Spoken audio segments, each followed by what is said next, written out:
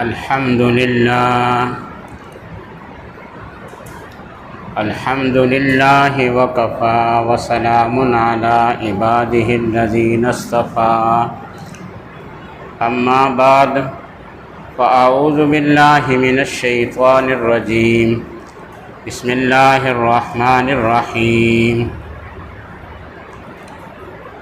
يخادعون الله والذين آمنوا وما يخدعون إلا أنفسهم وما يشعرون في قلوبهم مرض فزادهم الله مرضا ولهم عذاب أليم بما كانوا يكذبون وإذا قيل لهم لا تفسدوا في الأرض قالوا إنما نحن مصلحون ألا إنهم هم المفسدون ولكن لا يشعرون وإذا قيل لهم آمنوا كما آمن الناس قالوا أنؤمن كما آمن السفهاء ألا إنهم هم السفهاء ولكن لا يعلمون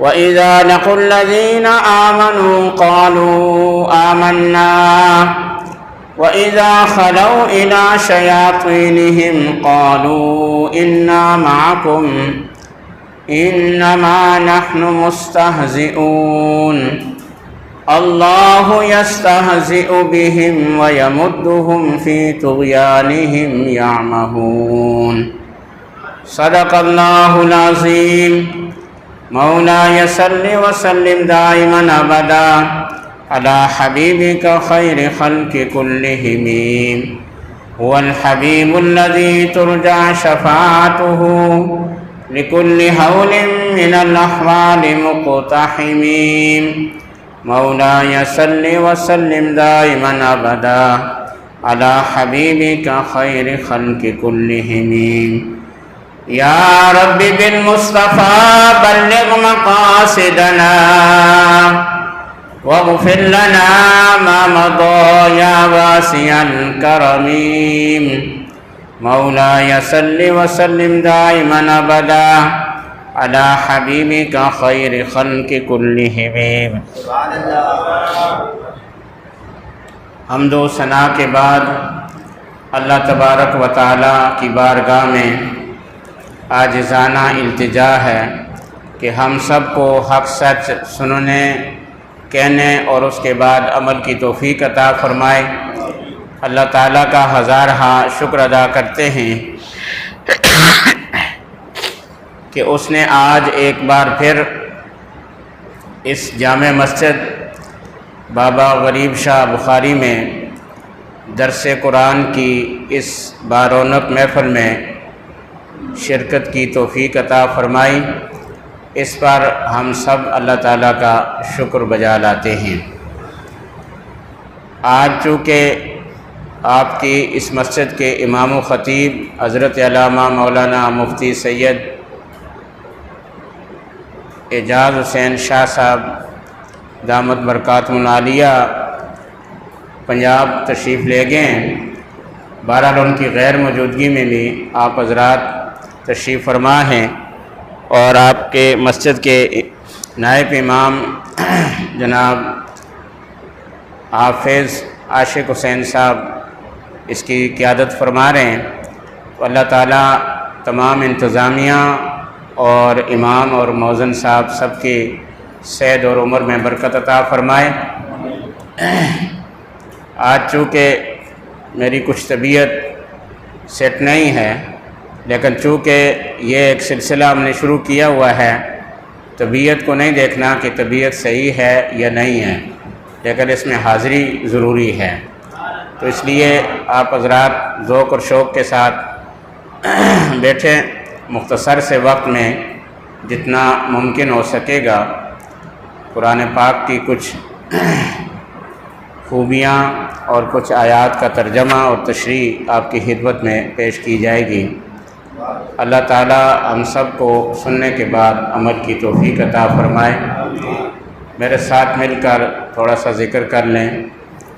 لا الہ الا اللہ، لا الہ الا اللہ، لا الہ الا اللہ، لا الہ الا اللہ، لا الہ الا اللہ، لا الہ الا اللہ، لا الہ الا اللہ، لا الہ الا اللہ محمد الرسول اللہ صلی اللہ تعالی علیہ وسلم۔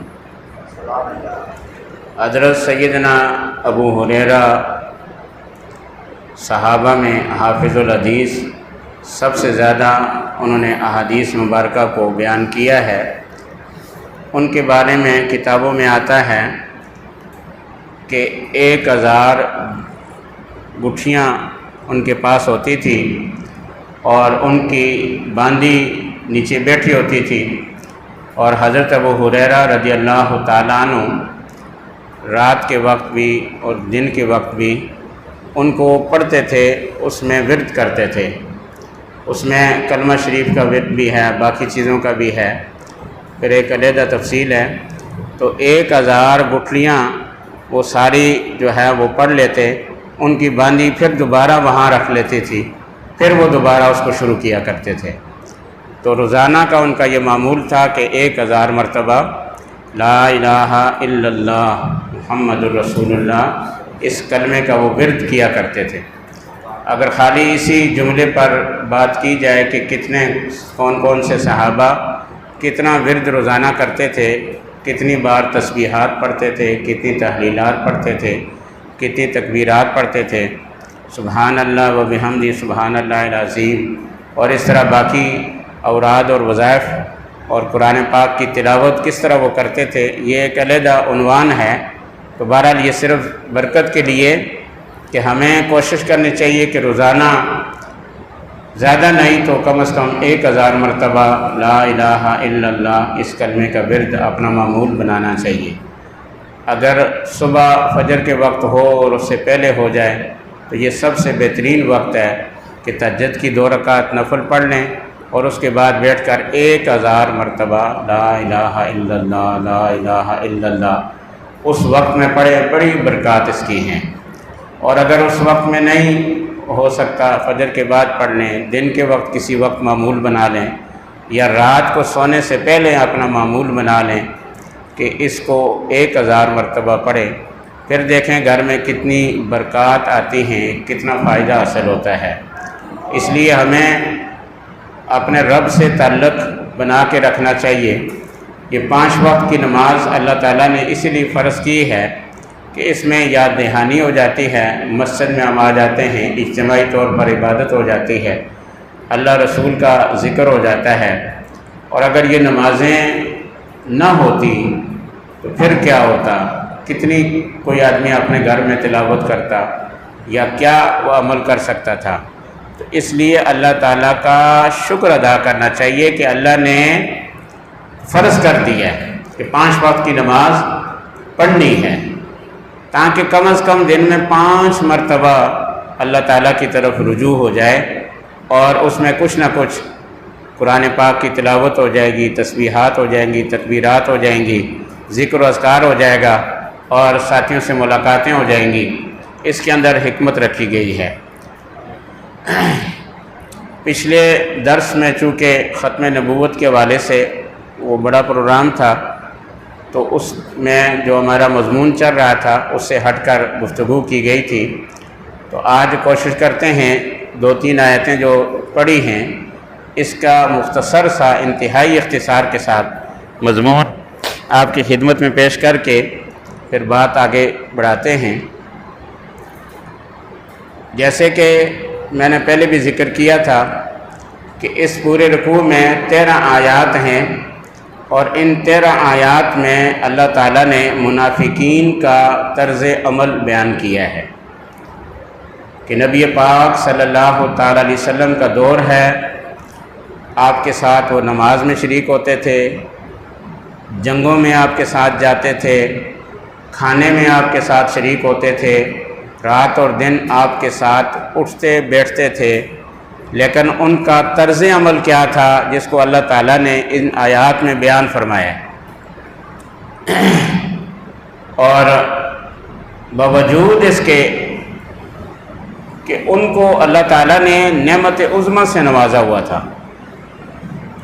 کہ نبی پاک صلی اللہ تعالیٰ علیہ وسلم موجود ہوں تو آپ کی موجودگی تمام کائنات کے لیے نعمت عظمیٰ ہے، ایسی نعمت جس پر اللہ نے بھی احسان جتلایا، لقد من اللہ علی المؤمنین اذ بعث فیہم رسولا۔ لیکن وہ جو منافقین تھے جن کا طرز عمل اللہ تعالیٰ نے ان آیات میں بیان کیا ہے، انہیں چاہیے تھا کہ اس نعمت کو نعمت سمجھ کر حضور سے وابستہ ہو جاتے، لیکن اتنی بڑی نعمت ہونے کے باوجود بھی انہوں نے اپنا عمل نہیں چھوڑا، اپنا خود سے باطنی نہیں چھوڑا، اپنی ضد حسد کو نہیں چھوڑا، جس کو اللہ تعالیٰ نے قرآن پاک کی ان آیاتوں میں بڑی تفصیل کے ساتھ ذکر کیا۔ یہ ذکر اس لیے کیا کہ اللہ تعالیٰ انسان کے اندر قوت پیدا کرتا ہے، اب استعمال بندے نے خود کرنا ہے۔ مثال کے طور پر آنکھ کے اندر دیکھنے کی قوت ہے، تو یہ قوت اللہ نے پیدا کی ہے، اب اس کو خیر کی طرف آپ لگائیں تو یہ بندے کا اختیار ہے، اور شر میں ضائع کر دیں اس قوت کو، دیکھنے کی جو صلاحیت ہے اس کو ضائع کر دیں تو شر میں ضائع کر دیں تو یہ بھی بندے کے اختیار میں ہے۔ بولنے کی قوت اللہ نے زبان میں رکھی ہے، بولنے کی صلاحیت بندے کو دی ہے، اب خیر کا کلمہ بھی وہ کہہ سکتا ہے، شر کا کہہ سکتا ہے، اس پہ کوئی گرفت نہیں ہے، بندے کو یہ اختیار دے دیا، کسب بندے کا ہے۔ سننے کی قوت اللہ نے کان میں رکھ دی ہے، خیر کی بات کو بھی سن سکتا ہے، شر والی بات بھی سن سکتا ہے۔ تو اس طرح انسان کے پورے بدن میں اللہ تبارک و تعالیٰ نے قوت رکھ دی ہے۔ اب وہ توانائی جو بدن کے اندر سے نکل رہی ہے اس کو خیر کے کام میں بھی صرف کیا جا سکتا ہے اور شر کے کام میں بھی لگایا جا سکتا ہے۔ بندے کو خبر نہیں ہوتی اس کے اندر سے وہ توانائی خرچ ہو رہی ہوتی ہے۔ جیسے یہ بلب نظر آ رہا ہے آپ کو، اب بظاہر یہ جلتا ہوا نظر آتا ہے، مسلسل جل رہا ہے، لیکن آپ سب حضرات جانتے ہیں کہ یہ خود نہیں جل رہا، اس کے پیچھے توانائی خرچ ہو رہی ہے کہ بجلی چل رہی ہے، یونٹ گرتے جا رہے ہیں اور یہ بلب روشنی دیتا جا رہا ہے۔ ہمیں نظر یہ آتا ہے کہ یہ مسلسل روشن ہے، مسلسل روشن نہیں ہے، بلکہ اس کو پیچھے سے توانائی مل رہی ہے، اس کو قوت مل رہی ہے، جتنی قوت ملتی جا رہی ہے اتنا یہ آگے استعمال کرتا جاتا ہے۔ پنکھا ہے، بظاہر یہ پنکھا مسلسل چلتا ہوا نظر آتا ہے، لیکن اس کے پیچھے بھی توانائی ہے، وہ توانائی آ رہی ہے، اگر ادھر سے بند کر دیا جائے اور رابطہ کاٹ دیا جائے تو یہ پنکھا نہیں چلے گا۔ تو اس کے پیچھے جو کنیکشن ہے، اس کے پیچھے ایک تعلق ہے جس کی وجہ سے توانائی وہ فراہم ہو رہی ہے، بلب بھی جل رہا ہے اور پنکھا بھی چلتا جا رہا ہے۔ انسان کے اندر بھی اللہ تعالیٰ نے اسی طرح توانائی رکھی ہے۔ بندہ یہ سمجھتا ہے بس میں چل رہا ہوں، میں دیکھ رہا ہوں، میں سن رہا ہوں، میں بول رہا ہوں، یہ بات نہیں ہے۔ اس کے پیچھے اللہ کی طرف سے قدرت شامل ہے، اللہ کی طرف سے توانائی اس کو ملتی جا رہی ہے، وہ طاقت وہ قوت اسے ملتی جا رہی ہے، یہ اس کو صرف کرتا جا رہا ہے۔ توانائی دینا اللہ کا کام ہے، استعمال بندے کا ہے۔ بندہ خیر میں استعمال کرے تو اس کو اجازت ہے، اس پر اس کو ثواب ملے گا، شر میں استعمال کرتا ہے تو اس کی مرضی کی بات ہے، اس پر اس کو سزا ہوگی۔ جو لفظ منہ سے نکلتا ہے اللہ تعالیٰ فرماتا ہے کہ جو بھی لفظ تم نکالتے ہو تو ہمارا نگہبان فرشتہ موجود ہے، وہ اس کو نوٹ کر رہا ہے۔ جیسے سورۃ کاف کے اندر یہ الفاظ موجود ہیں جس کے اندر بالکل واضح طور پر یہ ہے کہ کوئی بھی لفظ جو انسان زبان سے نکالتا ہے تو اس کے پیچھے گرفت موجود ہے۔ بندہ یہ سمجھتا ہے میں نے بول دیا منہ سے، میرے منہ سے لفظ نکل گیا ہے، نکل نہیں گیا ہے، جو بولا ہے وہ محفوظ ہو گیا ہے۔ اب وہ خیر کا کلمہ ہے تو خیر والا محفوظ ہو گیا، اور اگر شر والا کلمہ ہے تو شر کے الفاظ محفوظ ہو گئے۔ اب آپ سوچ لیں کہ آپ کی زندگی میں خیر کے کتنے کلمات ہیں اور شر کے کتنے کلمات ہیں۔ ہر آدمی رات کے وقت جب سونے کا وقت ہو تو صبح سے لے کے رات تک اپنا محاسبہ کر لے کہ میں نے آج دن میں کتنے خیر کے کلمے کہے ہیں اور کتنے شر کی بات کی ہے۔ جیسے اللہ تعالیٰ فرماتا ہے اذ یتلقی المتلقیان عن الیمین و عن الشمال قعید، کہ دائیں طرف بھی اور بائیں طرف بھی دو بیٹھے ہوئے ہیں اللہ کی طرف سے مقرر۔ ما یلفظ من قول الا لدیہ رقیب عتید، کوئی بھی زبان سے لفظ بولتے ہو تو اس پر اللہ کے سخت نگہبان موجود ہیں۔ وہ سخت سے مراد یہ ہے کہ وہ کوتاہی نہیں کرتے، غفلت نہیں کرتے، بندہ جو بھی کہتا ہے تو وہ سب کچھ لکھا جاتا ہے۔ اس لیے انسان کو اپنا محاسبہ ذہن میں رکھنا چاہیے کہ ہم ایسے مبہم نہیں ہیں، مہمل نہیں ہیں کہ مرضی ہے جو بولیں، مرضی ہے جو دیکھیں، مرضی ہے جو سنیں، مرضی ہے جو چلیں۔ نہیں، ہمارا نسبت، ہماری تعلق، ہمارا ایک پیچھے تعلق ہے۔ ہم نے پٹا باندھا ہوا ہے اسلام کا، تو جب اسلام کا پٹا باندھا ہوا ہے تو اس کے مطابق عمل کرنا ہے۔ اس کے خلاف اگر عمل کریں گے تو ہمارے لیے نقصان ہوگا۔ اب یہ جو منافقین تھے نبی پاک صلی اللہ تعالیٰ علیہ وسلم کے دور میں، اب ظاہر ہے ان کو اللہ نے جسم بھی دیا تھا، بولنے کی صلاحیت بھی دی تھی، سننے کی صلاحیت بھی تھی، اور سارے ظاہری جو نعمتیں ہیں ان کو ملی ہوئی تھی، اور پھر سب سے بڑی نعمت کہ نبی پاک صلی اللہ تعالیٰ علیہ وسلم کے دور میں موجود ہیں، لیکن اس کے باوجود انہوں نے اپنی ساری توانائیاں ضائع کر دی۔ ہر وقت بغض، ہر وقت حسد، ہر وقت جھوٹ، ہر وقت کینہ، ہر وقت ادھر کی بات ادھر لگانی، ادھر کی بات ادھر لگانی۔ کبھی آدمی سوچے جنگ احد میں 300 باہر نکل کر گئے اور دوسرے نے 50 کو نکال کر لے گیا، تو یہ 350 سمجھو کہ ایک طرح کے جنگ احد سے وہ علیحدہ ہوئے۔ اب وہ 350 جو لوگ تھے، اب ظاہر وہ انسان تھے سارے، اور انہیں اتنی بڑی نعمت مل رہی تھی کہ حضور کے ساتھ شریک ہونا ہے، لیکن کیا ہے کہ خوب سے بات نہیں، ان کا غالب آیا اور اتنی بڑی نعمتوں سے محروم ہو گئی، کیونکہ اللہ تعالیٰ ظاہر فرمانا چاہتا تھا کہ تاکہ یہ ظاہر ہو جائیں عین جنگ کے موقع پر جب صفیں درست کی جا رہی تھی تو یہ 300 لے کر علیحدہ ہو گیا۔ اب یہ خوب سے بات نہیں ہے تاکہ دوسروں پر اثر پڑے، لیکن اللہ تعالیٰ نے ساری کائنات بنائی ہے اور پھر اپنے محبوب کو پیدا کیا ہے۔ یہ سمجھتے ہیں کہ ہم کمی لائیں گے، ہم یہ کر لیں گے، ہم یہ کر لیں گے۔ اللہ فرماتا ہے نہیں، یہ سب کچھ تم اپنے آپ کو دھوکہ دے رہے، اللہ اور اس کے رسول کو دھوکہ نہیں دے سکتے۔ اپنے گمان میں تم یہ سمجھتے ہو کہ ہم نے یہ نقصان کر دیا، نقصان نہیں کیا بلکہ اپنے آپ کو ظاہر کر دیا ہے کہ ہمارا تعلق کس طرح ہے۔ اتنی بڑی نعمتوں کے باوجود بھی پھر بھی ہم بیکار رہے اور سارا جو اللہ کی نعمتیں تھی ان کی ناشکری کی ہے۔ ان میں سے پہلی چیز یخادعون اللہ والذین آمنوا، اللہ اور ایمان والوں کو دھوکہ دیتے ہیں۔ اس پر تشریح پہلے گزر چکی ہے۔ اللہ فرماتا ہے وما یخدعون الا انفسہم، یہ اپنے آپ کو دھوکہ دے رہے ہیں، اللہ کو دھوکہ نہیں دے سکتے اور ایمان والوں کو بھی دھوکہ نہیں دے سکتے، کیونکہ اللہ تعالیٰ نے نبی پاک صاحب الاولاق نور مجسم شفیع معظم رحمت عالم صلی اللہ تعالی علیہ وسلم سے وعدہ کیا ہے کہ اس دین کو میں غالب کرنا ہے۔ ایک جگہ نہیں، قرآن پاک میں متعدد آیاتوں میں اللہ تعالیٰ نے آپ سے وعدہ فرمایا۔ تو جب وعدہ آ گیا کہ غالب ہونا ہے، تو اس لیے آپ صلی اللہ تعالیٰ علیہ وسلم کو اس بات کی یہ نہیں تھی کہ کون آ رہا ہے کون جا رہا ہے، صرف یہ آپ چاہتے تھے کہ ہر ایک آئے اور اس نعمت سے فائدہ حاصل کرے، اللہ کے رسول سے جڑ جائے اور نسبت حاصل کر لے، تاکہ ان کو دنیا میں بھی کامیابی ہو اور آخرت میں بھی کامیابی ہو۔ ان کا منافقین کا طرز عمل یہی تھا کہ وَمَا يَخْدَعُونَ إِلَّا أَنفُسَهُمْ وَمَا يَشْعُرُونَ، کہ یہ اپنے آپ کو دھوکہ دے رہے تھے اور اس دھوکے کا انہیں شعور بھی نہیں تھا کہ ہم اپنی نسلوں کو تباہ کر رہے ہیں۔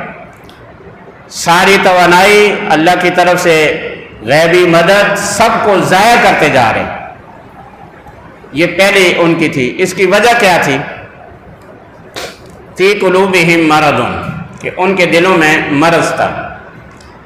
مرض ایک جسمانی ہوتا ہے، ایک روحانی ہوتا ہے۔ جسمانی مرض آپ سب جانتے ہیں کہ اعتدال جب نہ رہے، چار چیزیں عناصر اربعہ جو ہیں انسان کے اندر ہیں، آگ، پانی، مٹی اور ہوا، یہ چاروں جب اعتدال میں ہوتی ہیں تو طبیعت سیٹ ہوتی ہے۔ ان میں سے کوئی ایک غالب جب آ جاتی ہے، دوسری مغلوب ہو جاتی ہے، تو اس سے پھر طبیعت میں اعتدال ہٹ جاتا ہے، پھر بندہ وہ عمل نہیں کر سکتا جو عام طور پر اسے کرنا چاہیے۔ تو یہ انسان کے ظاہری طور پر جسم میں مرض لاحق ہو جائے تو اس کا یہ معاملہ ہے۔ یہاں پر جو مرض ہے وہ دل کا مرض ہے، فی قلوبہم مرض، کہ ان کے دلوں میں مرض ہے۔ وہ مرض کیا ہے؟ نفاق والا مرض ہے، حسد کا مرض ہے، بغض کا مرض ہے، کینے کا مرض ہے، نبی پاک صلی اللہ تعالیٰ علیہ وسلم سے نعوذ باللہ دوری کا مرض ہے۔ یہ جو مرض ہے تو یہ ان کے دلوں میں پیدا ہو گیا ہے، جس کی وجہ سے صحیح چیز بھی ان کو صحیح نظر نہیں آتی۔ کہ آپ صلی اللہ تعالیٰ علیہ وسلم جیسے رحمت للعالمین عظیم الشان ہستی، ان کی موجودگی میں بھی ان سے نفع نہیں حاصل کر سکے۔ کس وجہ سے؟ فی قلوبہم مرض، کہ ان کے دلوں میں مرض تھا۔ فزادہم اللہ مرضا، جب انہوں نے اس مرض کا علاج نہیں کیا تو اللہ نے بھی ان کے مرض کو چھوڑ دیا۔ پھر وہ بڑھتا گیا، مرض اتنا بڑھتا گیا کہ ہر موقع پر جہاں بھی ان کو موقع ملتا تھا اسلام کی خلاف بولنا، نبی پاک صلی اللہ تعالی علیہ وسلم کی نعوذ باللہ گستاخیاں کرنا، یہ ان کا شیوہ بن گیا، فطرت بن گئی۔ کیونکہ حدیث مبارکہ میں آیا کہ انسان جب کوئی گناہ کرتا ہے تو اس کے دل پہ ایک سیاہ نقطہ آ جاتا ہے، اگر توبہ کر لے اور صحیح ہو جائے تو وہ نقطہ صاف ہو جاتا ہے، دل پھر آئینے کی طرح شفاف ہو جاتا ہے۔ لیکن اگر وہ اس نقطے کو دھوتا نہیں ہے، دوسرا گناہ کرتا ہے، 2 نقطے اب پڑ جاتے ہیں، تیسرا گناہ کرتا ہے، 3 نقطے پڑ جاتے ہیں۔ گناہ عام ہے، گستاخی سب سے بڑا گناہ ہے۔ حضور صلی اللہ تعالی وسلم کی تعظیم نہ کرنا یہ سب سے بڑا گناہ ہے۔ اپنے مشائخ اور اکابر کو برا بھلا کہنا یا ان کے بارے میں بدگمانی رکھنا یہ بھی گناہ ہے۔ تو گناہوں پر گناہ، دل پر وہ سیاہ نقطے بڑھتے جاتے ہیں، یہاں تک کہ حدیث پاک میں آیا کہ پورا دل جو صاف اور شفاف ہے، نورانی ہے، وہ کالا ہو جاتا ہے، سیاہ ہو جاتا ہے۔ پھر بندے کو خیر خیر نظر نہیں آتی، شر شر نظر نہیں آتا۔ قرآن پاک میں اللہ فرماتا ہے کہ شیطان انسان کے لیے مزین کر دیتا ہے، برائی کو اچھا پیش کر دیتا ہے، اور وہ سامنے نظر آتی ہے وہ برائی ہے، لیکن بندہ اس کو اچھا سمجھنے لگ جاتا ہے۔ کس وجہ سے؟ کہ اس کے دل میں مرض ہے۔ اس پر بڑی سیر حاصل گفتگو ہے مرض کے حوالے سے، لیکن چونکہ اب یہ مضمون آگے بھی بیان کرنا ہے تو اللہ تعالیٰ فرماتا ہے وَلَهُمْ عَذَابٌ عَلِيمٌ، ان کے لیے دردناک عذاب ہے، بِمَا كَانُوا يَكْذِبُونَ، کس وجہ سے؟ کہ وہ جھوٹ بولتے تھے۔ یہ جھوٹ سب سے بڑی بیماری ہے۔ جس شخص کے اندر جھوٹ کی عادت بن جائے، جھوٹ بولتا ہو، اس کا کوئی کام خیر والا نہیں ہوتا۔ نبی پاک صلی اللہ تعالی علیہ وسلم کی بارگاہ میں کئی ایسے اشخاص حاضر ہوئے، کہا کہ بس ایک کام کی ہمیں اجازت مل جائے جھوٹ بولنے کی. تو آپ نے فرمایا اسلام میں جھوٹ نہیں ہے، کہ جو مسلمان ہیں تو وہ جھوٹ نہیں بول سکتے ہیں. اس پر بہت سی حدیثیں ہیں کہ جس کے اندر آپ نے جھوٹ سے منع فرمایا. باقی خامیاں ہو سکتی ہیں لیکن مومن جھوٹا نہیں ہو سکتا. تو اب منافقین کا کام کیا تھا؟ بما کانوا یکذبون. اللہ تعالیٰ نے فرمایا کہ یہ جھوٹ بولتے ہیں. اب جو جھوٹ بولتا ہے تو اس کا کوئی علاج نہیں ہے، کیونکہ اس کے اندر یہ صفت پائی جاتی ہے جھوٹ بولنے والی. جس کے اندر یہ پائی جائے گی اس کے اندر خیر نہیں ہوگی، شر ہی شر ہوگا، کیونکہ اس کا وتیرہ جھوٹ بولنا ہو گیا، اس کا کام ہی جھوٹ بولنا ہو گیا. تو بہرحال یہ پہلا تو ہے کہ وہ دھوکہ دیتے ہیں، دوسرا یہ کہ وہ جھوٹ بولتے ہیں. تیسری بات بیان کی گئی کہ وَإِذَا قِيلَ لَهُمْ لَا تُفْسِدُوا فِي الْأَرْضِ، کہ جب ان کو کہا جاتا زمین میں فساد نہ کرو. یہ تیسری خامی ہے، فساد کرنا. تو منافقین کا یہ طرز عمل تھا کہ وہ فساد کی کوشش کرتے تھے، کیونکہ اس میں الجنس یمیل الی الجنس، کہ جنس کی طرف مائل ہوتی ہے. آپ نے دیکھا ہوگا کوے کے ساتھ دوسرے پرندے آ کر نہیں بیٹھتے، کوے کے ساتھ کوہ ہی پرواز کرتا ہے. کوئی بھی پرندہ آپ دیکھیں جب وہ فضا میں اڑتے ہیں تو اپنے ہم جنس کے ساتھ ہی وہ اڑتے ہیں. جو ان کا ہم جنس ہوتا ہے اس کے ساتھ ہی اس کی پرواز ہوتی ہے، اس کے ساتھ ہی وہ دانہ کھاتے ہیں، دوسرے کے ساتھ اڑ کر نہیں آتے. تو الجنس یمیل الی الجنس، جنس کی طرف مائل ہوتی ہے. تو چونکہ منافقین کے اندر مرض تھا جس کی وجہ سے ان کے دل فسادی ہو گیا تھا، اس لیے فساد کرنے میں ہی وہ اپنے آپ کو اچھا سمجھتے تھے. قرآن پاک نے کہا لا یمسہ الا المطہرون. اس قرآن پاک کو پاک ہی چھو سکتے ہیں، باقی دوسرے چھو نہیں سکتے. کہ ہاتھ لگانا ہے قرآن پاک کو تو پہلے باوضو ہو پھر اس کو ہاتھ لگائیں. یہ ایک عام مفہوم میں ہے. اور ایک مفہوم یہ ہے کہ یہ قرآن، اس کے معنی، اس کے مفہوم کسی دل میں اس وقت تک نہیں آ سکتے جب دل پاک نہیں ہے. جب دل سیاہ ہے اس دل کے اندر عرفان نہیں آ سکتا، قرآن کی گہرائی نہیں آ سکتی، رسول اللہ صلی اللہ علیہ وسلم کے عشق اور محبت نہیں آ سکتی. کیونکہ جب دل ہی کالا ہے تو وہاں پر خیر کی بات کیسے آئے گی؟ امام شافعی رحمۃ اللہ تعالی علیہ نے اپنے استاد امام وکیع سے پوچھا کہ اگر سبق یاد نہ ہو تو سبق یاد رکھنے کے لیے کیا طریقہ کار ہے کہ سبق یاد رہے اور جو میں پڑھوں وہ مجھے ازبر رہے؟ تو آپ نے 3 باتیں ان کو بتائیں، پھر اس کی لمبی تفصیل ہے، خلاصہ اس کا یہ ہے. ایک یہ بات بتائی کہ با طہارت رہا کرو، ہمیشہ پاک ہو کر رہا کرو، باوضو رہا کرو.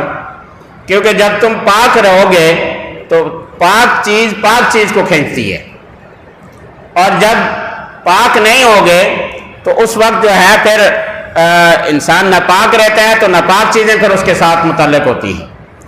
تو کہا کہ پاک رہنا یہ اول سب سے بڑی چیز ہے. کہ کوئی شخص چاہتا ہے کہ میں تقویٰ پرہیزگاری اختیار کروں تو وہ پاکیزہ رہے، باوضو رہے. باوضو ہوگا تو اللہ تعالیٰ کی طرف سے انوار و برکات اس پر آتے رہیں گے، اس کے معاملات درست ہونے لگ جائیں گے. اور دوسرا فرمایا کہ سچ بولنا ہے، سچ کو اختیار کرنا ہے، جھوٹ بات نہیں کرنی. تو اس طرح مختلف نصیحتیں آپ نے فرمائیں. تو بتانے کا مقصد یہ ہے کہ جنس کی طرف مائل ہوتی ہے. تو انسان جب پاکیزہ رہنے کی کوشش کرتا ہے تو اللہ تعالیٰ اس کے دل پر اپنے انوار و معرفت عطا فرماتا ہے، قرآن کا فیضان اس پر آ جاتا ہے، رسول اللہ صلی اللہ علیہ وسلم کی محبت اس کے دل میں آنے لگ جاتی ہے. لیکن جب وہ کوشش نہیں کرتا تو پھر پتہ ہے کیا ہوگا، پھر فساد ہی فساد ہوگا. وَإِذَا قِيلَ لَهُمْ لَا تُفْسِدُوا فِي الْأَرْضِ، جب انہیں کہا جائے کہ فساد نہ کرو تو آگے سے کہتے ہیں اِنَّمَا نَحْنُ مُصْلِحُونَ، ہم ہی تو اصلاح کرنے والے ہیں. کر وہ فساد رہے ہیں نام اس کا اصلاح کر لے رہے ہیں۔ اب ان کو کسی کو خیر کی بات بتائی جائے کہ یہ تم نہ کرو، اس سے نقصان ہوتا ہے، آگے کہتے ہیں انما نحن مصلحون، ہم ہی تو اصلاح کرنے والے ہیں، نام ہی بدل دیا ہے۔ بہرحال اس پر نام بدلنے پر ایک بڑا مضمون ہے، پھر انشاءاللہ کبھی موقع ہوگا تو میں بتاؤں گا کہ نام معنی اس کا کچھ ہے اور جو مراد لیا جاتا ہے وہ اس کا الٹ مراد لیا جاتا ہے۔ بہت سے الفاظ اس طرح کے ہیں، تو یہ نام بدلنے سے ذات نہیں بدلتی، نام بدلنے سے ذات نہیں بدلتی۔ کوئی نام جتنا بھی بدل دے، جتنا اچھے سے اچھا وہ سمجھے کہ بھئی میں نے یہ نام رکھ لیا ہے، میں نے یہ کر لیا ہے، لیکن جو انسان کی فطرت ہے اگر اس کے اندر صلاح نہیں ہے، اس کے اندر اچھائی نہیں ہے، تو نام بدلنے سے کچھ نہیں ہوگا۔ نام جتنا بھی ظاہری طور پر اچھا لگے، ویسے بچے کے نام اچھے رکھنے چاہیے، کیونکہ نام کا شخصیت پر اثر ہوتا ہے۔ یہ جو بات ہو رہی ہے یہ منافقین کے حوالے سے کہ جب دل میں منافقت ہے، فساد ہے، اور پھر اس فساد کو بھی وہ اصلاح کا نام دے رہے ہیں۔ اب ہونا تو یہ چاہیے کہ اس کا جواب کوئی صحابی دیتا یا آپ صلی اللہ تعالی علیہ وسلم خود جواب دیتے، کیونکہ منافقین یہ بات کہتے تھے جب ان کو سمجھایا جاتا کہ لا تفسدوا فی الارض، زمین میں فساد نہ کرو، وہ کہتے نہیں ہم تو اصلاح کرنے والے۔ اب دیکھیں اللہ تعالیٰ کتنا مہربان ہے، بندوں پر کتنا شفیق ہے کہ بات منافقین کر رہے ہیں، وہ بھی انسان ہیں، اللہ کے تو وہ بھی بندے ہیں، لیکن اللہ تعالیٰ کو ان کی یہ ادا پسند نہیں، اور بڑی سخت جملوں کے ساتھ فرمایا الا انہم ہم المفسدون ولکن لا یشعرون۔ ان کلمات میں بڑی گہرائی ہے۔ ایک الا، خبردار، الا کا لفظ استعمال کیا، نہ کہ رب ذوالجلال ہے، ساری کائنات کا خالق اور مالک ہے، اس کو اتنے تکلف کی ضرورت نہیں ہے، لیکن کیا ہے کہ جو نبی پاک صلی اللہ تعالی علیہ وسلم کے ساتھ صحابہ کرام محبت رکھنے والے ہیں ان کی دلجوئی کرنی ہے، ان کی حوصلہ افزائی کرنی ہے، ان کو بتانا ہے کہ میں کائنات کا رب ہو کر، اے میرے محبوب کے صحابہ، میں تمہاری طرف سے دفاع کر رہا ہوں، تم پریشان خاطر نہ ہو، ان منافقین کے ان بد عملی پر رنجیدہ نہیں ہونا، پریشان نہیں ہونا، میں کائنات کا رب ہو کر میں تمہاری طرف سے جواب دے رہا ہوں۔ الا، خبردار، یہ تاکید کا لفظ ہے۔ پھر انا، یہ بھی تاکید کے لیے ہے کہ انا وہاں لایا جاتا ہے جہاں بات کو پختہ کرنا ہوتا ہے، بات کو مضبوط کرنا ہوتا ہے۔ ایک الا بھی کافی تھا اس رب کے لیے، تو کوئی یہ بھی ضرورت نہیں تھی، ویسے بھی فرما دیتا تو آمنا و صدقنا، لیکن اللہ نے الا بھی فرمایا، پھر اس کے بعد انا بھی فرمایا۔ یہ اگرچہ ظاہری طور پر اس کا عام آدمی کے لیے کوئی مفید نہیں ہے، لیکن چونکہ قرآن پاک سمجھنا ہے تو اس لیے میں الفاظ بتا رہا ہوں تاکہ ہمارے ذہنوں میں ہو کہ اللہ تعالیٰ نے ان منافقین کا جواب کتنی شدت سے دیا ہے۔ تو یہ انا دوسری دو تاکیدیں ہوگی۔ پھر انا ہم ایک ہم پہلے ذکر کیا ہے، پھر ہم دوبارہ ذکر کیا ہے۔ اس کو عربی میں تاکید کہا جاتا ہے، ایک تاکید لفظی ہوتی ہے، ایک تاکید معنوی ہوتی ہے۔ اس پر بڑی گہرائی میں جائیں تو ایک پورا مضمون ہے۔ ایک لفظ کافی تھا، انا ہم کا معنی بھی وہی ہے، اور آگے جو ہم جو ہے دوبارہ اس کا معنی بھی وہی ہے۔ اب یہ تین تاکیدیں ہوگی۔ پھر المفسدون یہ خبر ہے، اور اس پر پھر الف لام لے کر آئے۔ خبر جو ہوتی ہے وہ نکرہ ہوتی ہے، جب خبر معرفہ ہو تو پھر تخصیص ہو جاتی ہے، خاص طور پر اس مضمون کے لیے لفظ ہوتا ہے۔ اب یہاں 4 تاکیدیں، پھر جملہ اسمیہ 5ویں تاکید ہے، الا انا ہم المفسدون، یہ 5 تاکیدیں اس میں بیان کی گئی۔ جملہ اسمیہ 6ٹھی تاکید۔ پھر آگے اللہ فرماتا ہے ولیکن، یہ لیکن اس وقت ہوتا ہے پیچھے کسی بات میں ابہام ہوتا ہے، اس کو واضح کرنے کے لیے ہوتا ہے۔ آگے فرمایا لا یشعرون، یہ 7ویں تاکید اس میں بیان کی گئی۔ تو اب تھوڑا سا غور کریں، اپنے آپ کو بالکل ذہن کو صاف رکھ کے کہ ہمارا رب ہم پر کتنا مہربان ہے۔ نبی پاک صلی اللہ تعالی علیہ وسلم کے صحابہ سے اللہ کتنی محبت کرتا ہے کہ انہوں نے کہا تھا، صحابہ نے ان سے کہا تھا لا تفسدوا فی الارض، زمین میں فساد نہ کیا کرو۔ تو منافقین نے آگے سے جواب دیا تھا انما نحن مصلحون، ہم اصلاح کرنے والے ہیں، ہم ہی تو اصلاح کرنے والے ہیں۔ انہوں نے گویا کہ اپنے آپ کو مصلح کہا، تو اللہ تعالیٰ کو یہ ادا ان کی پسند نہیں آئی۔ کرتے فساد ہو، کہتے اپنے آپ کو مصلح ہو، اللہ نے فرمایا نہیں، الا انہم ہم المفسدون ولکن لا یشعرون، فسادی تو یہی ہیں لیکن ان کو اپنے فساد کا شعور بھی نہیں ہے۔ ایک گدھا آپ لے لیں، اسے گھاس ڈالیں، کام کے لیے لگائیں، وہ کسی اور جگہ پہ نہیں جائے گا، آپ کے گھر میں ہی وہ کام کرے گا۔ سامان اس پر لاد دیں، وہ سیدھا آپ کے گھر آئے گا۔ ایک کتا رکھیں، جیسے مال مویشی کے لیے یا حفاظت کے لیے رکھنا ہوتا ہے، اب وہ کتا آپ کے گھر کی نگہبانی کرے گا۔ کوئی جانور آپ دیکھ لیں، بکری ہے، گائے ہے، بھینس ہے، اونٹ ہے، کوئی جانور ہو، اسے آپ خیال کریں، اس کی دیکھ بھال کریں، اس کو پتہ ہو جائے میرا مالک ہے، تو وہ آپ کا تابعدار ہوگا، آپ کے ساتھ رہے گا، آپ کی بات مانے گا، کیونکہ اتنا شعور اس کو بھی ہے کہ میرا یہ مالک ہے، یہ مجھے کھلاتا پلاتا ہے، یہ میرا خیال کرتا ہے، یہ میرے ضروریات کو پورا کرتا ہے۔ اس لیے ان جانوروں کو بھی یہ شعور ہے مالک کون ہے، وہ مالک کی وفاداری میں رہتے ہیں۔ جیسے ایک مشہور واقعہ ہے، ایک راہب عبادت گزار تھا، وہ اپنے عبادت خانے میں عبادت کیا کرتا تھا، کئی دن گزر گئے، اس کے لیے کھانا نہیں آیا، بھوک کا اور پیاسا ہو گیا۔ اس نے سوچا کہ اب بھوک تو ختم کرنی ہے، میں جا کر روٹی لے کے آ جاؤں۔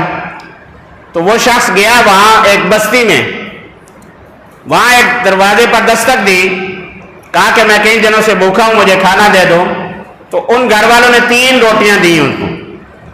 اب وہ راہب 3 روٹیاں لے کر واپس اپنے عبادت خانے میں جانے لگا، تو اس گھر والے کا کتا پیچھے لگ گیا۔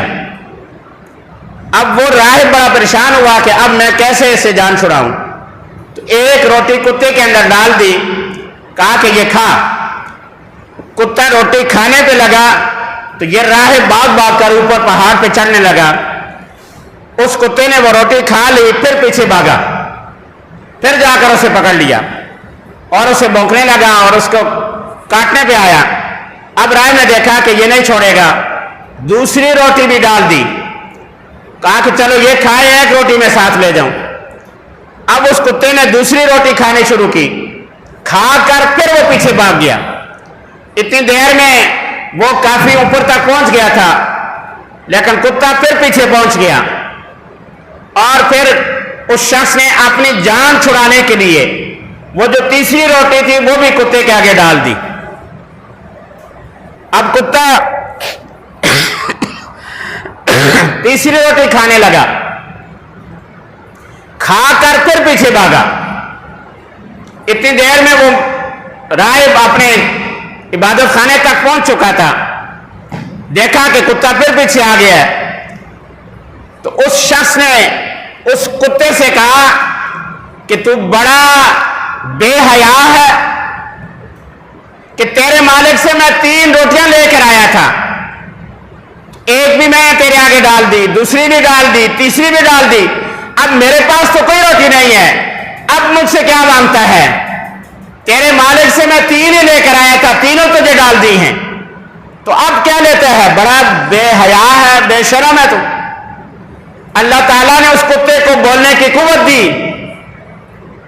کتا بولنے لگا میں بے حیا ہوں یا تو بے حیا ہے؟ یہ تو شکر کریں کہ یہ مخلوق ہے، بولتی نہیں ہے، یہ دیواریں بولتی نہیں ہیں، یہ درخت بولتے نہیں ہیں، ورنہ یہ ہمارے ہر عمل کو ظاہر کر دے کہ رات کے وقت کوئی گناہ ہو، صبح دروازے پہ لکھا ہوا ہو، دروازہ بولنے لگ جائے، درخت بولنے لگ جائیں، گھر کی دیواریں بولنے لگ جائیں کہ انہوں نے کیا جرم کیا ہے۔ وہ کتا بولنے لگ گیا، اس نے کہا بے حیا تو ہے یا میں بے حیا ہوں؟ میرا مالک کئی دنوں تک مجھے کھانا نہیں دیتا، میں کسی کے دروازے پہ جا کے دستک نہیں دیتا، میں کسی کے گھر کا کھانا نہیں کھاتا، میں بھوکا پیاسا اپنے مالک کے در پر پڑا رہتا ہوں، اور تو اللہ کے در پر موجود تھا، عبادت خانے میں تھا، چند دن تجھے کھانا نہیں ملا، تو نے اپنے رب کا در چھوڑ کر مخلوق کے در پر آ گیا۔ بے حیا تو ہے یا میں ہوں؟ میں تو اپنے مالک کو نہیں چھوڑا کبھی بھی، اور میں تیرے پیچھے آیا ہوں صرف یہ بتانے کے لیے کہ اگر رب کو راضی رکھنا ہے، اس کے در پہ رہنا ہے، تو پھر ایسے رہو کہ دنیا سے پورے طور پر لا تعلق ہو کر وہ رب تمہارا رزق کا وعدہ اس نے کیا وہ تمہیں پورا دے گا، پھر در در کی ٹھوکریں نہ کھاؤ، کسی کے دروازے پہ جا کے دستک نہ دو۔ یہ اس کتے نے سمجھایا۔ اب بتانے کا مقصد یہ ہے کہ اس کتے کو شعور تھا میرا مالک کون ہے۔ اسی طرح یہ شکاری پرندے ہوتے ہیں، اسی طرح شکاری جانور ہوتے ہیں جن کو شکار کے لیے سکھایا جاتا ہے، وہ معلم بن جاتے ہیں، انہیں شکار پر چھوڑا جاتا ہے بسم اللہ یا اللہ اکبر پڑھ کے، وہ خود نہیں کھاتے۔ اگر مسئلہ یہی ہے کہ اگر اس شکاری جانور نے خود تھوڑا سا بھی کھا لیا تو وہ شکار حلال نہیں ہوگا، کیونکہ وہ نے اپنے لیے کیا، مالک کے لیے نہیں کیا۔ لیکن جو سکھایا ہوا ہوتا ہے، سدایا ہوتا ہے، معلم ہوتا ہے، جس کو سکھایا معلم ہوتا ہے، سکھایا گیا ہوتا ہے، تو وہ کبھی بھی شکار کو خود نہیں کھائے گا، مالک کے لیے روک کے رکھے گا۔ اب جب ایک جانور ہے وہ اتنا لحاظ رکھتا ہے کہ یہ جو شکار ہے یہ میں نے اپنے لیے نہیں کیا، مالک کے لیے کیا ہے، وہ اس کا لحاظ رکھتا ہے، وہ شعور رکھتا ہے۔ علی حاضر قیاس اتنی بہت سی مثالیں ہیں کہ جس میں یہ جو خدا کی مخلوق ہے اس کو بھی لحاظ ہوتا ہے، یہ بھی شعور رکھتی ہے۔ حضرت امام ربانی قطب یزدانی محبوب سبحانی قندیل نورانی مجدد الفسانی رحمۃ اللہ تعالی علیہ بیمار ہو گئے، اور بیماری آپ کی شدید بڑھتی گئی۔ غیبی طور پر ان کے دل میں یہ خیال پیدا ہوا اللہ تعالیٰ کی طرف سے کہ کچھ منقے لے لیے جائیں اور ان کو کھا لیا جائے تو اس میں شفا ہو جائے گی۔ تو انہوں نے کچھ منقے جو ہیں وہ لیے اور لے کر اس پر کچھ پڑھا، تو وہ منقے کہنے لگے کہ ہم اس مرض کے علاج ہیں، دعا ہیں، اور جو بھی کھائے گا اس کو شفا ہوگی۔ تو بہرحال یہ کہ حضرت امام ربانی نے اس کو کھایا اور کچھ باقی تقسیم کر دیا، جو مریض جہاں پر تھا اس کو جا کر کہا کہ یہ اس تک پہنچا دو کہ وہ بھی یہ منقے کھا لے، اس کو شفا ہو جائے گی۔ جس نے وہ منقے کھائے انہیں شفا ہوگی۔ یہ بے زبان شے ہے، بول نہیں سکتی، لیکن اللہ والے کے سامنے اپنا اظہار کر دیا کہ چونکہ آپ نے دعا کر دی ہے اس لیے اللہ نے ہمارے اندر شفا رکھ دی ہے، اب جو اس کو کھائے گا اس کو شفا ہوگی۔ امام ربانی کہنے لگے مجھے اگر یہ خبر پہلے سے ہوتی تو یہ چند منقع تھے، چند نہ ہوتے پھر زیادہ ہم لیتے، زیادہ لے کر ان پر پڑھتے، وہ شفا کا باعث بن جاتے۔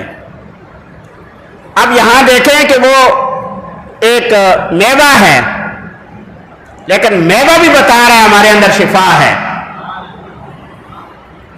ہر شے شعور رکھتی ہے۔ لقمان حکیم اس نے اپنے خادم کو بھیجا کہ جا کے جنگل میں اعلان کرو جہاں بوٹیاں ہیں، اور ان میں اعلان کر دو کہ لقمان حکیم فوت ہو گیا۔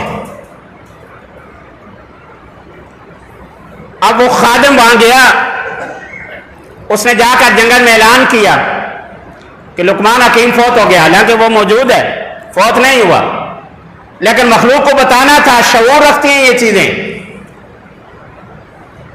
اب لقمان حکیم نے، اس کے خادم نے اعلان کیا لقمان حکیم فوت ہو گیا۔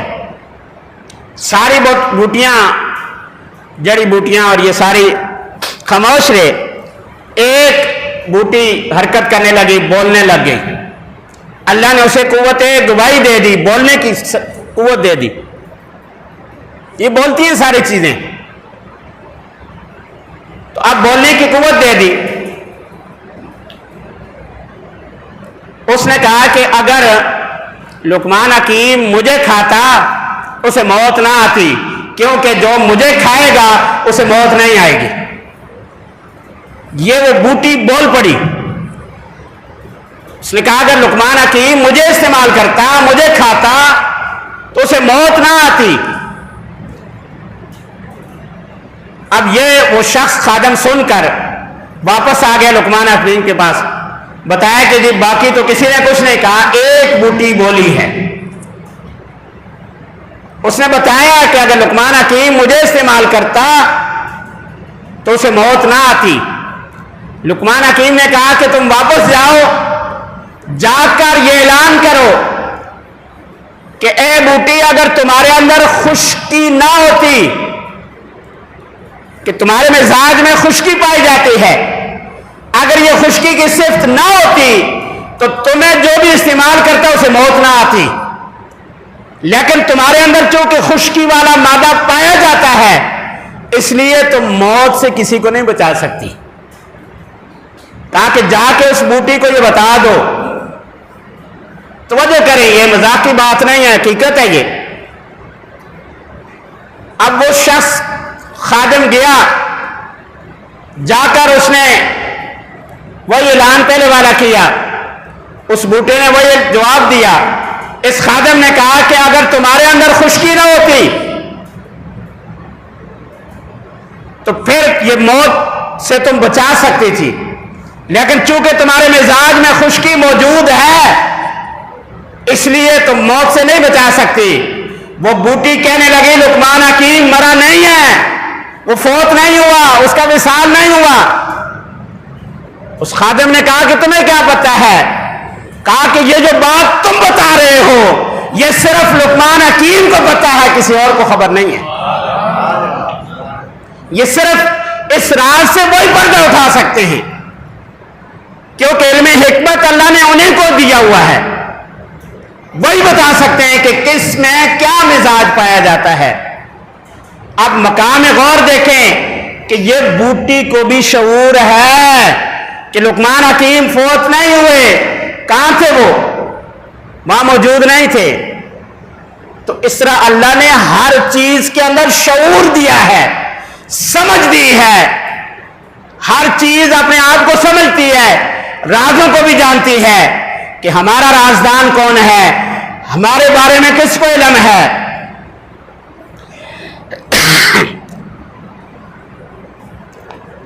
امام احمد بن حنبل رحمۃ اللہ علیہ کے پیر و مرشد امام بشر حافظ رحمۃ اللہ تعالی علیہ، بڑی لمبی تفصیل ہے،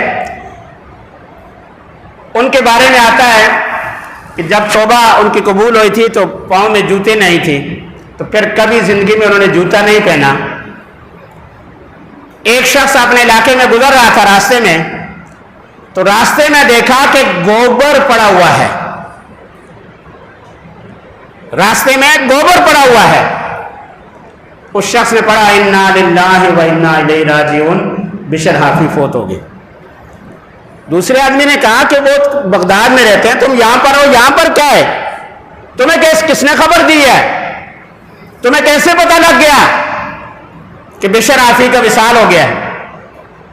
کہا کہ دیکھو یہ گوبر راستے میں پڑا ہوا ہے۔ اس نے کہا کمال ہے، گوبر سے کیسے پتہ لگتا ہے کہ بشر حافی فوت ہو گئے؟ یہ گوبر اعلان کر رہا ہے، گوبر بتا رہا ہے۔ کہا کہ نہیں،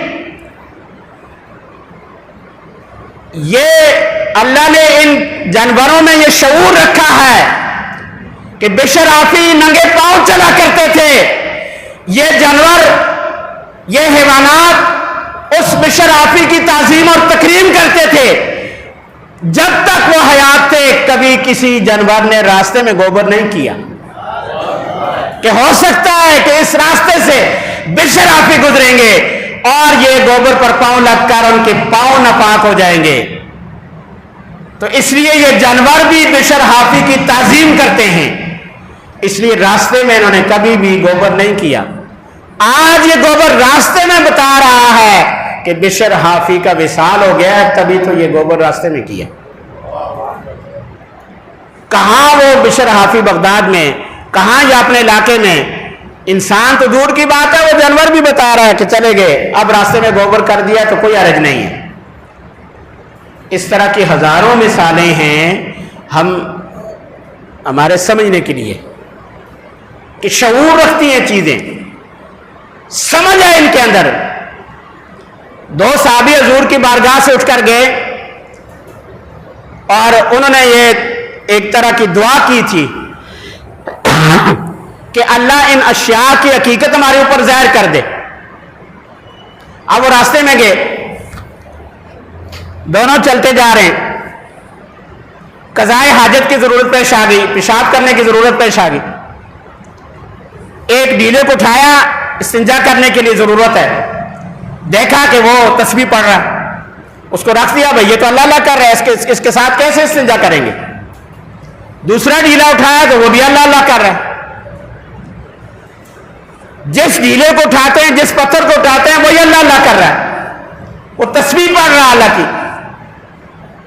اب وہ بڑے پریشان ہوئے، جہاں بیٹھتے ہیں پیشاب کرنے کے لیے، نیچے سے اس جگہ سے تسبیح کی آواز آتی ہے، کیونکہ تو قرآن پاک کا فیصلہ ہے کہ ہر چیز تسبیح کرتی ہے۔ یہ تو انسان کو بیرا اور اندھا کیا ہوا ہے کہ یہ اپنے دنیاوی معاملات چلاتا رہے، ورنہ حقیقت کھل جائے، انسان اگر دیکھنے والا بن جائے، سننے والا بن جائے تو کچھ کام بھی نہیں کر سکے گا۔ تو اب وہ پریشان ہوئے، کہاں بیٹھ کر پیشاب کریں، کس ڈیلے کو اٹھائیں، کس پتھر کو اٹھائیں؟ ہر ایک تو اللہ کا نام لے رہا ہے۔ کون انسان ہے کہ جو چیز اللہ کا نام لے رہی ہے اس کو آدمی گندگی میں استعمال کرے گا؟ واپس پلٹے حضور کی بارگاہ میں اور اس کی یا رسول اللہ یہ ہمارے ساتھ معاملہ پیش آیا۔ آپ نے فرمایا ٹھیک ہے اب جاؤ، اب کچھ بھی نظر نہیں آئے گا، کوئی سنائی نہیں دے گا۔ تو میں جو بتا رہا تھا یہ ہر چیز شعور رکھتی ہے۔ اللہ نے فرمایا کہ لوگوں، آسمان بھی شعور رکھتے ہیں، زمین بھی شعور رکھتی ہے، پانی کے اندر بھی شعور ہے، درختوں کے اندر بھی شعور ہے، کائنات کے ذرہ ذرہ ہر شے باشعور ہے، لیکن یہ منافق کیسے ہیں؟ وَلَٰكِن لَا يَشْعُرُونَ، یہ بے شعورے ہیں، ان کو اس بات کا احساس ہی نہیں ہے۔ ہر شے شعور رکھتی ہے، پہچانتی ہے، لیکن منافق ایسے لوگ ہیں کہ وَلَٰكِن لَا يَشْعُرُونَ، یہ تو بالکل بے شعورے ہیں۔ نبی پاک صلی اللہ تعالی علیہ وسلم رحمت للعالمین، نعمت للعالمین، اللہ کے محبوب، دو جہاں کے کائنات کے خالق کے محبوب ان کے سامنے موجود ہیں، اور پھر بھی ان کے کرتوت وہی ہیں، کبھی اس کو دھوکہ دے رہے ہیں، کبھی ادھر جھوٹ بول رہے ہیں، کبھی دل میں یہ بدگمانی رکھی ہوئی ہے، کبھی یہ فساد کر رہے ہیں، اور پھر کہتے ہیں نہیں ہم تو اصلاح کرنے والے ہیں۔ تو بتانے کا مقصد یہ ہے کہ یہ ہے وَلَٰكِن لَا يَشْعُرُونَ. یہ تھوڑا سا میں نے ذائقہ آپ کو چکھایا ہے، ورنہ اس پر سیر اصل باز کی جاتی ہے. ہر جملے پر الا انہم ہم المفسدون ولکن لا یشعرون. یہ قرآن پاک کو سمجھے. قرآن پاک ہمارے لیے کیا ہدایت کے ذرائع پیدا فرما رہا ہے کہ رب ذوالجلال ہو کر صحابہ کی طرف سے جواب مل رہا ہے ان منافقین کو، اور ہم آج کے دور میں فیصلہ کرنے لگ جاتے ہیں کہ یہ ان کا یہ معاملہ تھا، ان کا یہ مقام تھا، ان کا یہ مقام تھا. یہ ہماری انتہائی خباثت والا عمل ہے کہ ان پاکیزہ ہستیوں کا جواب جس کا رب دے رہا ہے، ان کی عزت اور عظمت کے ترانے رب بیان کر رہا ہے، منافقین کو اللہ خود جواب دے رہا ہے، اور ہم ان کے درمیان تقابل شروع کر دیں کہ کس کا کیا مقام ہے. ہمیں یہ دیکھنا چاہیے ہم نے کیا کیا ہے. الا انہم ہم المفسدون ولکن لا یشعرون. اس سے اگلی آیت کا بھی مفہوم اسی طرح ہے. انشاءاللہ تعالی اگلے درس میں اس کے مفہوم کو بیان کریں گے، چونکہ آپ لوگ اتنی دیر سے ذوق اور شوق کے ساتھ تشریف فرما ہیں.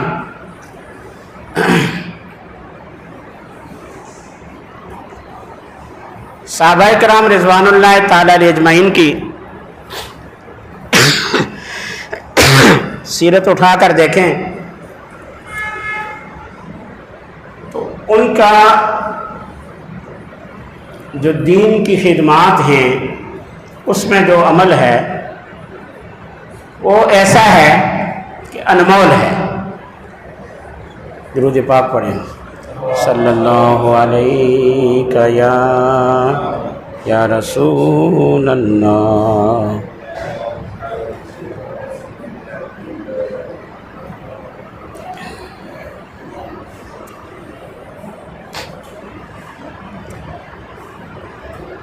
اب قرآن پاک نے انشاءاللہ یہ آپ آگے بھی سنیں گے کہ منافقین کی دھوکہ دہی، فریب، جھوٹ اور ان کے جتنا بغض باطنی تھا اس کو بیان کیا مختلف جگہوں پر. تو منافقین اپنی منافقت میں بڑے معیار پر تھے، منافقت کے اندر، اور ایسے ایسے طریقہ اختیار کرتے تھے کسی کو وہاں گمان بھی نہیں ہوتا تھا کہ یہ یہاں پر یہ عمل کر دیں گے، یہاں پر یہ چال چل جائیں گے. لیکن قربان جائیں ان کے مقابلے میں جو صحابہ کرام تھے وہ عشق اور محبت کے اعلیٰ معیار پر تھے. ان کے سامنے جب بھی منافقین اپنا طرز عمل پیش کرتے تھے تو صحابہ کرام کی ایمانی قوت بڑھ جاتی تھی، وہ مزید پختہ ہو جاتے تھے. اس پر انشاءاللہ کبھی موقع ہوگا میں مثالیں پیش کروں گا. ضمناً ایک صحابی کی بات کر کے آج کی گفتگو میں ختم کرتا ہوں. عشرہ مبشرہ جو صحابہ ہیں، جن 10 صحابہ کو نبی پاک صلی اللہ تعالی علیہ وسلم نے دنیا میں خوشخبری سنائی ہے. ویسے یہ ذہن میں رکھیں کہ ہر صحابی جنتی ہے. یہ قرآن پاک کا وعدہ ہے، کُلًّا وعد اللہ الحسنى. اللہ نے بھی ان کے لیے وعدہ کیا ہے، اور اسی طرح نبی پاک صلی اللہ تعالی علیہ وسلم نے بھی صحابہ کو جنتی ہونے کا فرمایا ہے. اور ان 10 کے علاوہ بھی بہت سے صحابہ اکرام کے لیے جنتی ہونے کا بیان کیا گیا ہے. تمام کے احاطہ اس میں نہیں ہو سکتا. سیدنا ابوبکر صدیق رضی اللہ تعالیٰ عنہ، سید عمر فاروق رضی اللہ تعالیٰ عنہ، سید عثمان غنی رضی اللہ تعالیٰ عنہ، حضرت علی شیر خدا رضی اللہ تعالیٰ عنہ، یہ 4 صحابہ کرام خلفاء بھی ہیں، اور اللہ نے ان چاروں کو بڑا بلند مقام دیا ہے. اور ان کے علاوہ 6 جو باقی ہیں عبد الرحمن بن عوف رضی اللہ تعالیٰ عنہ، سعید بن زید رضی اللہ تعالیٰ عنہ، حضرت عمر فاروق رضی اللہ تعالیٰ عنہ کے یہ چچا زاد بھائی تھے، سعید بن زید، دو یہ ہو گئے۔ زبیر بن عوام رضی اللہ تعالیٰ عنہ، نبی پاک صلی اللہ علیہ وسلم کے پھوپھی کے بیٹے زبیر بن عوام، اور طلحہ بن عبید اللہ رضی اللہ تعالیٰ عنہ، ابو بکر صدیق رضی اللہ تعالیٰ عنہ کے عزیز تھے، اور ابو عبیدہ بن جراح رضی اللہ تعالیٰ عنہ۔ یہ 10 صحابہ عشرہ مبشرہ کہلاتے ہیں۔ ہر مسلمان کو ان 10 صحابہ کے نام یاد ہونے چاہیے، ہمارے بچوں کو بھی عشرہ مبشرہ صحابہ کے نام یاد ہونے چاہیے۔ 4 کی ترتیب تو اس طرح ہے، باقی 6 میں نے آپ کو آگے ذکر کر دیے ہیں۔ ان 6 میں سے جو 5ویں ہیں عبد الرحمن بن عوف، ابو محمد ان کی کنیت ہے، یہ عام الفیل کے 10 سال بعد پیدا ہوئے ہیں۔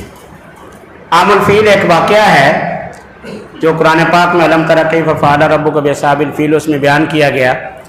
آپ صلی اللہ تعالی وسلم کی ولادت باسعادت اس کے 50 دن کے بعد ہوئی تھی، اور یہ عبد الرحمن بن عوف رضی اللہ تعالیٰ عنہ عام الفیل کے 10 سال بعد پیدا ہوئے، یعنی آپ صلی اللہ تعالی وسلم سے 10 سال یہ چھوٹے تھے عمر میں۔ اور جب آپ صلی اللہ تعالی وسلم نے اعلان نبوت کیا تو اس وقت عبد الرحمن بن عوف رضی اللہ تعالیٰ عنہ تقریباً 30 سال ان کی عمر تھی۔ ابو بکر صدیق رضی اللہ تعالیٰ عنہ کی ترغیب دلانے پر یہ اولین صحابہ میں سے ہیں،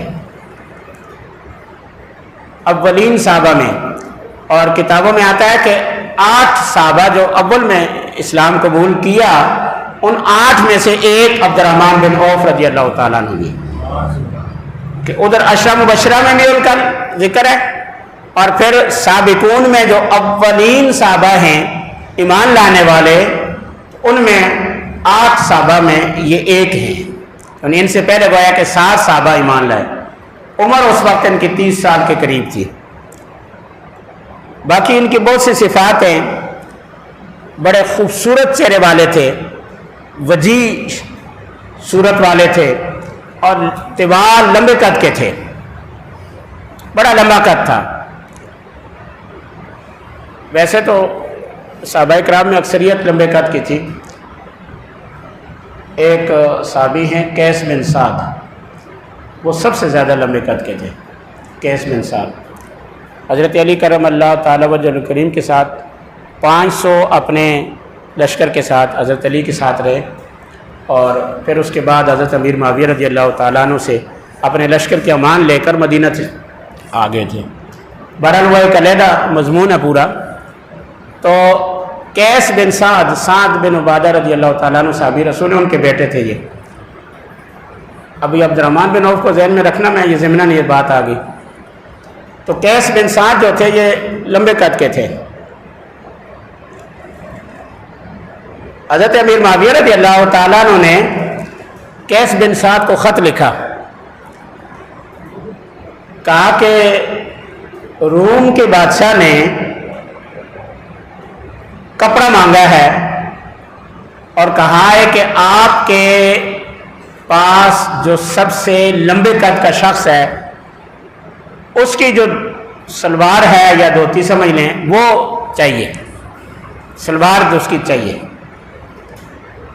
کہ ہم اس پر ایک تجزیہ کرنا چاہتے ہیں، دیکھنا چاہتے ہیں اسلام کی شان و شوکت کو۔ اب یہ غور کریں، یہ جو غیر مسلم تھے یہ کس طرح سمجھتے تھے؟ جو اہل علم یا بادشاہ لوگ ہوتے تھے ان کے پاس اطباء ہوتے تھے، حکماء ہوتے تھے، تو کہا کہ وہ سلوار بھیج دو، اس سے ہم اندازہ لگا لیں مسلمانوں کی قوت کیا ہے۔ یہ روم کے بادشاہ نے حضرت امیر معاویہ رضی اللہ تعالیٰ عنہ کو کہا۔ حضرت امیر معاویہ رضی اللہ تعالیٰ نے خط لکھا قیس بن سعد کو، کہا کہ آپ وہ اپنا کپڑا ہمیں دے دیں کیونکہ ضرورت پیش آ گئی ہے اس وقت آپ کی خدمت کی۔ تو قیس بن سعد نے کہا ٹھیک ہے، چونکہ دین کی بلندی کے لیے ہے تو جان حاضر ہے، یہ تو کپڑا دینا ہے، تو آپ نے جو سلوار تھی وہ دے دی ان کو۔ حضرت امیر معاویہ رضی اللہ تعالیٰ عنہ نے 20 جو سب سے لمبے قد کے لوگ تھے ان کو تیار کیا، انہیں سمجھایا، کہا کہ یہ لے کے جاؤ اور روم کے بادشاہ کے سامنے جا کر یہ پیش کرو۔ حضرت امیر معاویہ رضی اللہ تعالیٰ عنہ نے اس 20 میں سے جو سب سے لمبے قد کا تھا اس سے کہا کہ یہ سلوار کو، کپڑے کو کھول کر چیک کرو کتنا بڑا ہے، کتنا ہے۔ جو ان 20 افراد میں جو چنے گئے تھے لمبے قد کے، مختلف علاقوں سے لمبے قد کے افراد کو چنا گیا تھا، قیس بن سعد کو خود نہیں بھیجا تھا، صرف ان کے کپڑے کو بھیجا تاکہ اگلے کو پتہ لگے کہ مسلمان کپڑا کس طرح کا پہنتے ہیں اور کتنا لمبا قد ہے اس کا۔ تو قیس بن سعد کا یہ کپڑا 20 وہ لمبے قد کے آدمی تھے، ان میں سے جو سب سے لمبا قد کا تھا اسے سربراہ بنایا، کہا کہ اس کو کھولو۔ جب اس نے وہ کپڑا کھولا تو وہ ان کی ناک تک آیا تھا۔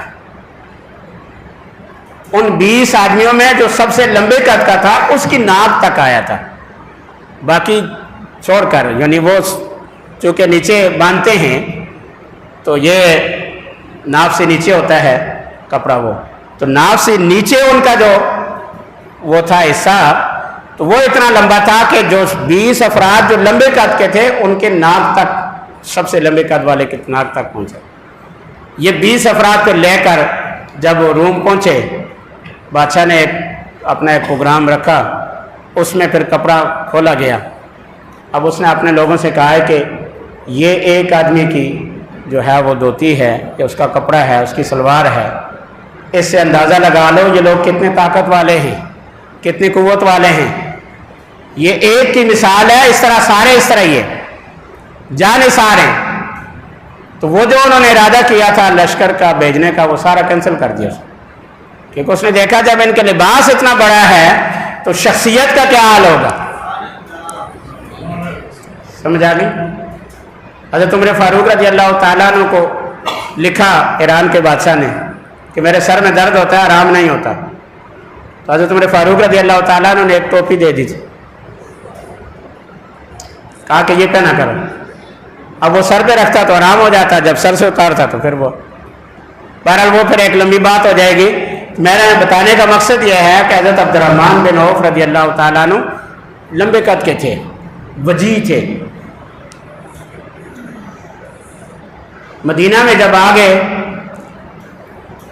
تو آپ صلی اللہ تعالی وسلم نے ایک صحابی کے ساتھ ان کی بھائی بندی کی۔ اس صحابی کے 2 بیویاں تھیں، مکان بھی ان کا اچھا تھا۔ انہوں نے کہا کہ یہ میری 2 بیویاں ہیں، ان میں سے جس کو آپ پسند کریں میں اس کو طلاق دیتا ہوں، پھر اس سے آپ شادی کر لیں، اور یہ میرے 2 مکان ہیں، ایک مکان میں آپ کو دے رہا ہوں اور ایک مکان جو ہے میں اپنے لیے ضرورت کے مطابق۔ کیونکہ آپ صلی اللہ تعالی علیہ وسلم نے جب اخوت قائم کر دی ہے، بھائی بنا دیا ہے، تو بھائی بندی کا پھر حق یہ ہے کہ ہر شے میں سے حصہ کیا جائے۔ عبد الرحمن بن عوف رضی اللہ تعالیٰ نے کہا کہ یہ سب کچھ آپ کو مبارک ہو، صبح آپ صرف مجھے ایک رسی دے دینا اور بازار کا راستہ بتا دینا، باقی معاملات میں خود کر لوں گا۔ تو انہوں نے ایک رسی دی اور لکڑی کاٹنے کے لیے کلاڑی دے دی، اور یہ لکڑیاں لے کر بازار میں جا کر بیچ کے آئے۔ پھر انہوں نے لکڑیاں بیچنی شروع کی۔ اس طرح کے بہت سے صحابہ کرام کے واقعات ہیں، میں صرف ان کی بات کر رہا ہوں۔ آہستہ آہستہ ان کا کام بڑھتا گیا، یہاں تک کہ انہوں نے پھر شادی کر لی۔ جب شادی کی تو کچھ آثار نظر آ رہے تھے شادی کے بعد جیسے ہوتے ہیں۔ آپ نے پوچھا عبد الرحمن تم نے شادی کر لی ہے؟ اور اس کی ہاں یا رسول اللہ میں نے شادی کر لی ہے۔ پوچھا کس سے شادی کی، کیا ہوا؟ تو سارا بتایا۔ کہا کہ اچھا دعوت ولیمہ کرو، اگرچہ بکری کا ایک کھر ہی کیوں نہ ہو، یعنی ایک پائے کے ساتھ ہی دعوت کرنی ہو، پھر بھی دعوت کرو، دعوت ولیمہ ضرور کرو۔ بہرحال عبد الرحمن بن عوف رضی اللہ تعالیٰ عنہ کی سیرت کو اٹھا کر دیکھیں تو یہ ایک صحابی کے بارے میں اگر آپ کی معلومات پوری ہو جائے تو میں سمجھوں گا کہ ہمارا یہ درس کامیاب ہوگا، کہ تاکہ ہمیں پتہ ہو کہ صحابہ کی سیرت ہے کیا ہے، ان کے عمدہ کارنامے کیا ہیں، ان کی کیا خدمات ہیں جنگوں کے دوران، باقی معاملات میں۔ عبد الرحمن بن عوف رضی اللہ تعالیٰ عنہ کی 4 بیویاں تھیں، جب فوت ہوئے تو پیچھے 4 بیویاں چھوڑ کر گئے تھے۔ عبد الرحمن بن عوف کے 18 بیٹے تھے اور 18 بیٹیاں تھیں۔ میرے پاس وہ 18 بیٹوں کے سب کے نام لکھے ہوئے ہیں، ان کی پھر آگے جو اولاد ہے ان کے نام بھی لکھے ہوئے ہیں۔ کوشش کرتے ہیں تاکہ کوئی معلومات اپنی ذات کے لیے تو کم از کم ہو۔ تو یہ کیا ہے کہ 18 ان کے بیٹے تھے، 18 ان کی بیٹیاں تھیں۔ ان کے بیٹے میں ایک ابو سلمہ بن عبد الرحمن، مدینہ کے 7 فقہاء میں سے ایک فقیہ ہیں، ابو سلمہ بن عبد الرحمن۔ ابو سلمہ ان کا نام عبداللہ ہے لیکن ابو سلمہ کے نام سے مشہور ہے۔ حمید بن عبد الرحمن، ابراہیم بن عبد الرحمن، سعد بن عبد الرحمن، تو یہ 18 ان کے بیٹے ہیں، اور ہر ایک بیٹا جو ہے خوشحال تھا۔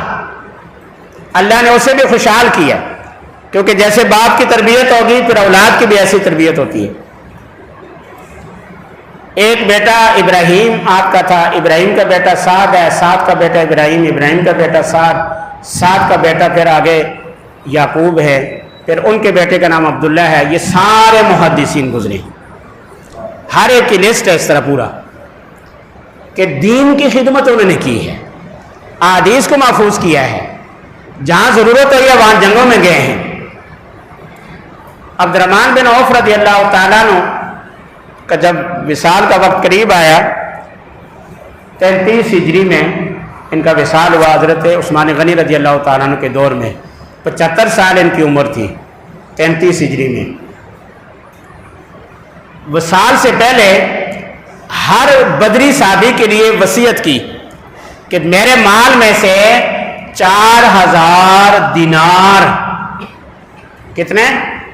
4000 دینار، درہم نہیں، دینار۔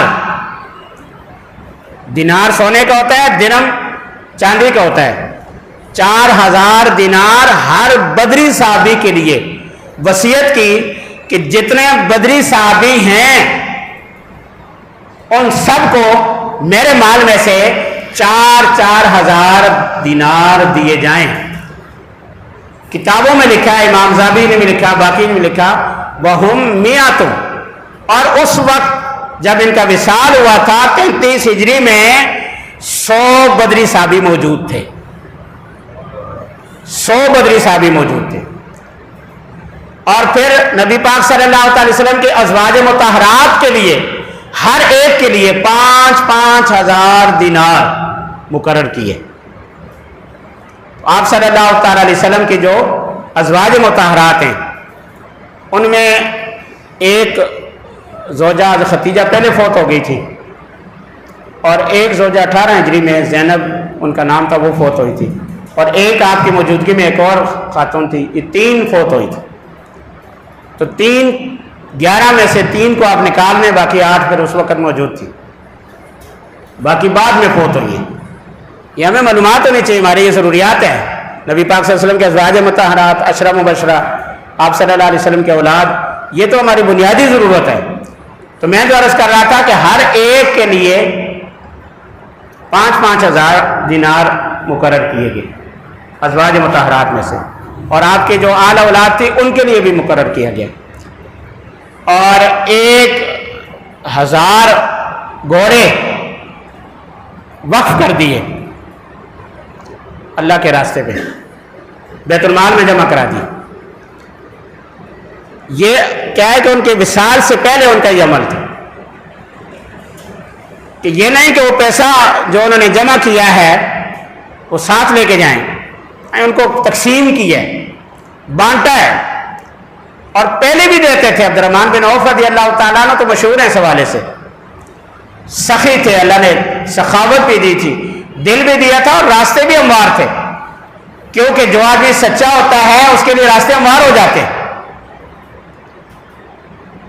عبد الرحمن بن عوف رضی اللہ تعالیٰ عنہ کی 4 بیویاں تھیں، جب وصال ہوا میراث تقسیم کی گئی، جو دینار رکھے گئے اس کا حساب کیا گیا، 8واں حصہ سمن ہوتا ہے 4 بیویوں کو، پھر ان میں سے ہر ایک کو وہ 4 حصوں میں تقسیم کرنا پڑتا ہے۔